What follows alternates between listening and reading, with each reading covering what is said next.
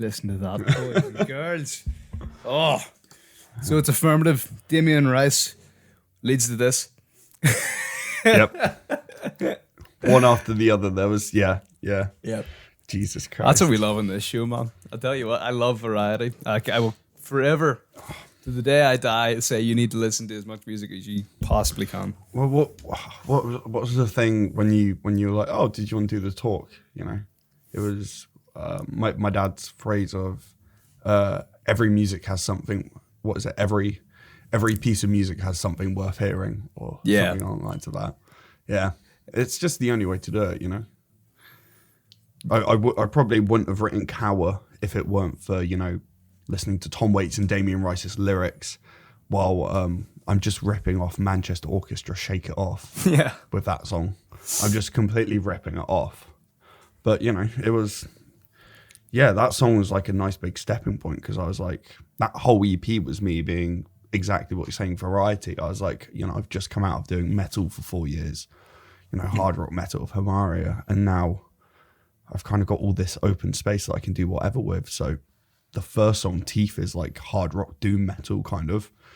Cower kind of was me doing like, I guess like rock pop, if you want to call it that, with like a big old outro. Depersonal, the third track, is me just doing indie. And the last one is me doing proper just emo. Yeah. Just full on emo, yeah. I was like, fuck it, I can do whatever I want, so why don't I? I do love the variety in that EP, and I'm very glad you made that EP, because it was more of a, well, to me anyway, it was more of an insight into the kind of thing we're talking about, into your kind of influences and how all the things we talked about that you used to listen to have led up to this point where you're writing songs where you can just draw from every possible direction. And it makes everything so much more interesting. I love it. Yeah, thank you. Yeah, the EP was it was arduous. It was a long journey for me to get all the song. Cower especially. I recorded all the instrumental parts, came to do the vocals, and realised that I shouldn't have played this in like, I think I'm a semitone down from standard with all the guitars. And I was like, I shouldn't be playing in this key. I should be playing in like drop B, like I always do, because that's where my voice sits really nicely. So poor Tom Crabb, who I used to live with, I would come downstairs from doing like 2 hours of vocals, and he'd be like, doing vocals, are you? And I was like, oh, how could you tell? And he was like, I could hear you throughout the whole fucking house because you're just shouting. That chorus line, how do you break and just keep going? There's like 6 of me just shouting, you know? Yeah. That's it. That's the whole song is just me. I mean, yeah, that's that song. That was an interesting one to write as well, because I wanted it to sound happy, but in actual fact, it's, you know, as all my songs are, very sad. It's definitely more of an upbeat song, I could say, just generally because of the just the rhythm of it, kind of driving kind of riff. Yeah. Yeah, man. How do you actually feel? Because this is the thing I ask a few people. How do you feel listening to yourself? I'm really bad in the fact that I thoroughly enjoy it for 2 different reasons. Okay. One is I feel very proud of the music I've put out. You know, Yeah. I think Cower is a not to honk my own horn, but I think it's a fucking banging song. You know? If another band had written it and put it out, straight on my playlist. You know, it's weird hearing myself sing it. You know, as I think listening to any of your own stuff, you kind of have that. And the other reason I like listening to my own stuff is so that I can rip the shit out of myself and be like, well, that's awful, and you should change that. But, you know, when I first started writing songs, it was just me with my phone speaker, and then I'd listen back to it like hundreds of times to try to figure out what to change and what to add, and, you know, what parts worked and didn't. So I've just kind of got in this headspace of I will always listen back to my own stuff so I can like learn from it and move forward with it.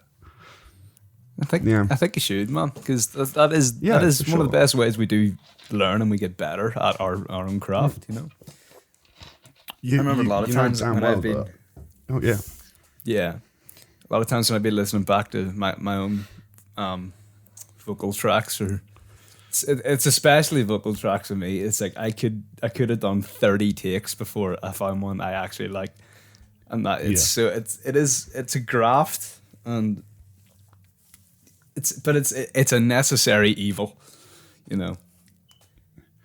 Yeah, it once on the Hamaria EP, on one of the songs, "Taking's Not Enough," one line took me 104 takes. Yeah, because I just wasn't happy with it. One line, it wasn't even a good line. I just had to shout a bit. But like, you know, listening back to my own stuff, and like, "Dig Your Nails and Sink Your Teeth," the first track on the EP, was a Hamaria song, and we played it, you know, for like 2 years consistently at nearly like every other show. And then I listened back to all the live stuff, and I was like, I really want to do a version of this, but I don't just want to do it the same as Hamaria did. I want to make it a bit more Oscar Merry. And then that's how, you know, the first track of the EP got started. I listened back to all this live stuff and was like, how can I change this? What can I do with it? How can I shift it? And it became this really dark, doomy, slow, vibey, sexy, apparently, you know, song that opened the EP, that kicks you in the teeth about 3 minutes into it, in the same way that, you know, Damien Rice, "Me, My Yoke and I" builds up. So does Teeth, and you know it's coming, but you're not sure when it's going to hit, and then it just does. Yeah, beautiful. See, I linked it back. I see that. Beautifully done, my friend. Beautifully done. In the midst of all the COVID situation when it comes to music and performing, how have you been coping with it? Well, the first lockdown is how I did the EP. Yeah. I just recorded it during the lockdown. I'd started it a bit before, but, you know, yeah. I kind of love it. Really? I know obviously it's a very horrible situation going on right now. My mum's a midwife, so she's like at the forefront of it all right now, dealing with it. It's obviously horrible, but like, man, I needed a break. I just needed an excuse to just sit at home and just make music. I burnt myself out quite badly the last couple of weeks, like really badly. And I just needed time to sit and write and create new stuff and put out music that I just wasn't making time for myself. Yeah. How about you though? How are you finding it? Obviously you've got this. Yeah, this is it's been good for me being positive about how I use my now refined time, I suppose. You know, if I'm stuck in my room or stuck in my house, I might as well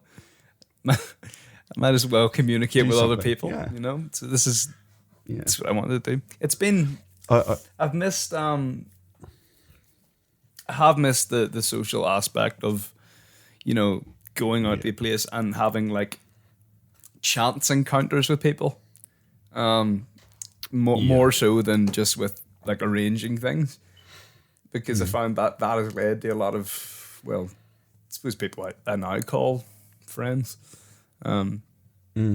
just connections. But in terms of like the just going out and drinking,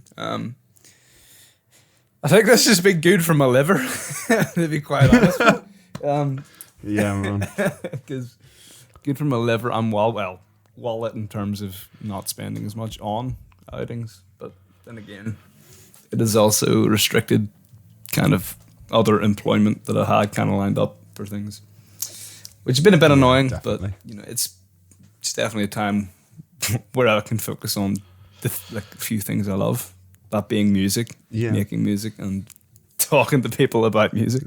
You know? Yeah, exactly. I feel like we should all apologize to you though, because on the first episode when you released it, here you are talking about all these really important and vital themes of, you know, music and mental health and how everyone's dealing with the lockdown, how we can be better ourselves, and as long as you feel like you're doing something worth doing, then you shouldn't feel pressure.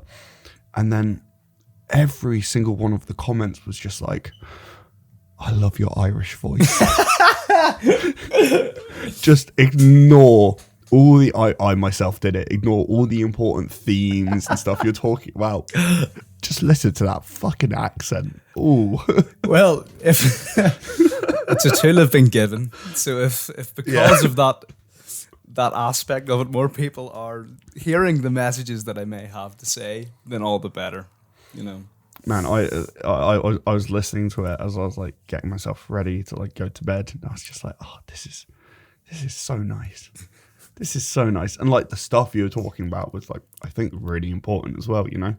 We've got to make, everyone's saying like, what have you done during lockdown? And it's like, it doesn't matter if you haven't done anything, you know, as long as you're coming out of it in a good headspace. I think that's what's important, whether it's by talking about music, making art, sitting on the sofa, binge watching your favorite Netflix series. Yeah. Doesn't matter, does it? As long as we all come out healthy and alive. That is the most important thing through all of this, you know. If we're all trying to stay healthy ourselves, you know, and hopefully helping others remain healthy within the confines of what we have available to us. You know, we've all got our little house bubbles and that. And as I was saying, like, you know, make sure you do communicate with the people who you are with, you know. It's hard time for people. Definitely. I'm very lucky to live with Molly, who's my, you know, girlfriend and also best friend. So when I was feeling completely down and burned out after work, came home to a pack of fudge and a lovely card that was written just to keep me in spirits. And I also got a early Christmas present, which was great, which was a little Funko Pop of Aragorn from Lord of the Rings. Amazing. Which is, you know, which is perfect. So, you know, yeah, you've got to communicate. And that wouldn't have happened if I didn't just say to her, I'm feeling shit. You know? That's what I mean. You know, people don't know. You know, people don't know unless you say. No. Unless you're a musician like us, where you pour all your feelings into your songs until your mum hears them and goes, Oscar, are you okay? Do you want to talk about something?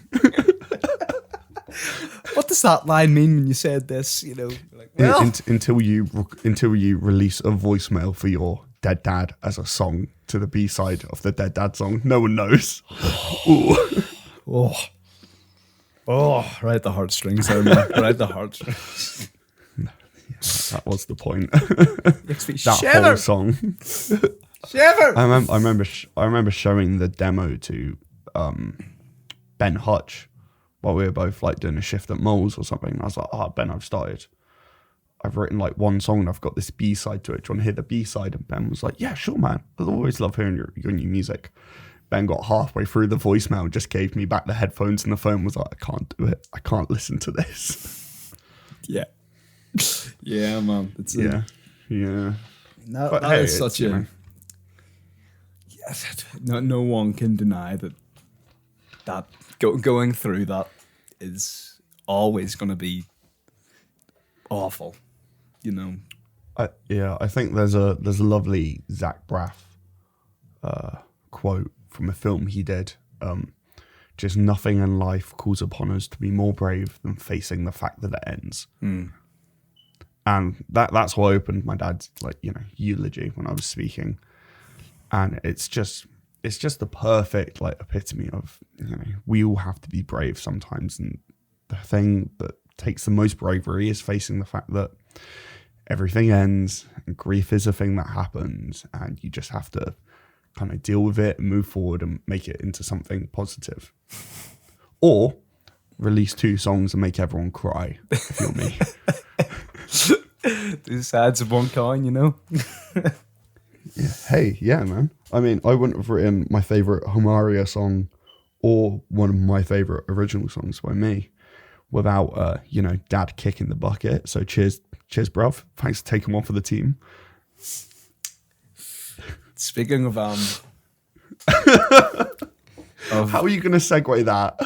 Speaking of dads, here's a song about dads. Oh.